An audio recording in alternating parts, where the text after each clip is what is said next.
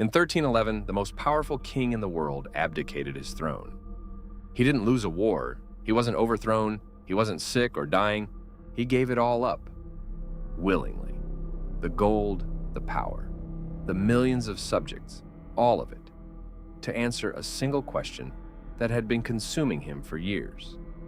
He gathered 2,000 ships, loaded them with sailors, supplies, and enough food for 2 years. He handed his crown to his brother, walked to the coast, and sailed west into the Atlantic Ocean. He was never seen again, and the terrifying part? It wasn't even his first attempt. To understand why a king would do this, you need to understand who Mansa Abubakari II was, and what he was ruling. In the early 14th century, the Mali Empire was arguably the most powerful civilization on Earth. It controlled nearly all of West Africa, covering modern-day Mali, Senegal, Gambia, Guinea, and parts of Nigeria and Niger. Its gold mines produced more than half of the entire Old World's gold supply. Its city of Timbuktu was one of the greatest centers of knowledge on the planet. And Abubakari sat at the top of all of it. But Abubakari wasn't satisfied with what he already knew. He had a question that historians believe came from Islamic scholars at Timbuktu's great university. Scholars who, unlike most medieval Europeans, believed the Atlantic Ocean was not the edge of the world. They believed it had another side. Abubakari wanted to know if they were right. So before leading the expedition himself, he sent an advance fleet, 200 ships, loaded with men, food, and water, with one instruction: do not return until you have reached the end of the ocean, or until your food and water run out. Only one ship came back. The sole surviving captain's report, as later recorded by the Islamic historian Al-Umari, is one of the strangest accounts in maritime history. He described sailing west for a long time, until they encountered something he called a river in the middle of the ocean. A powerful current, unlike anything they had experienced. The other 199 ships sailed into it. One by one, they were swallowed. None returned. He turned back.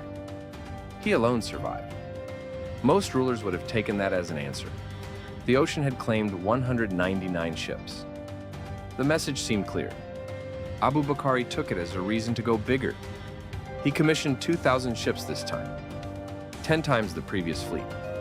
1,000 carrying men, including their wives and families. 1,000 carrying food, water, medicine, and supplies for 2 years.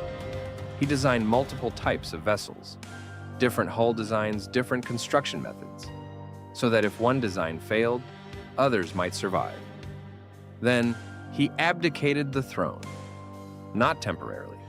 He handed power to his younger brother, Kankan Musa, the man history would later know as Mansa Musa, the richest individual who ever lived, with one instruction: if I don't return in a reasonable time, the throne is yours. In 1311, Abubakari II led his armada down the Senegal River and out into the Atlantic. He was never heard from again. His brother Mansa Musa became king in 1312 and went on to his famous pilgrimage to Mecca in 1324, during which he told this entire story to the governor of Cairo, which is the only reason we know it happened at all. No return, no distress signal, no wreckage ever definitively linked to the expedition. 2,000 ships, thousands of people, gone. But here's where it gets interesting, because some historians believe they didn't simply sink. Modern oceanography confirms that the Canary Current, the same river in the sea the surviving captain described, flows directly from West Africa to the Americas. Any ship that entered it and kept sailing westward would have been carried eventually to the coast of South America. The current flows easily in that direction. Against it, returning to Africa would have been nearly impossible with the technology of the time, which means even if they arrived somewhere, they couldn't come back. There are theories, some more credible than others. A Malian scholar named Gosu Diawara argues that Abubakari's fleet landed near what is now Recife, Brazil, and that the name Pernambuco, the state in which Recife sits, may derive from a Mandi word for the rich goldfields of Mali. Columbus's own logs reportedly mention black traders already present in the Americas before his arrival. Chemical analyses of gold-tipped spears Columbus encountered in Hispaniola suggested the gold came from West Africa. Place names in Haiti, Mandinga Bay, Sierra de Mali hint at something deeper. None of this is definitive. Most mainstream historians remain skeptical. No settlement has been found. No confirmed artifacts. No genetic evidence robust enough to close the case. Which leaves us exactly where we started. A king who owned the world decided the world wasn't enough.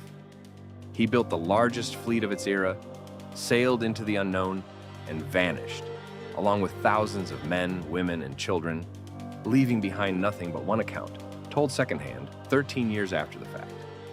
2,000 ships, no wreckage, no survivors, no answers, no trace. What happened to Abubakari II remains one of history's most haunting open questions. Did the fleet sink in the Atlantic? Did they reach the Americas and simply never found a way back? Did they build something on the other side of the ocean that the world has never found? We may never know. But somewhere in the middle of the Atlantic Ocean in 1311, the richest empire on Earth sent its king and 2,000 ships chasing a horizon. And the horizon swallowed them whole.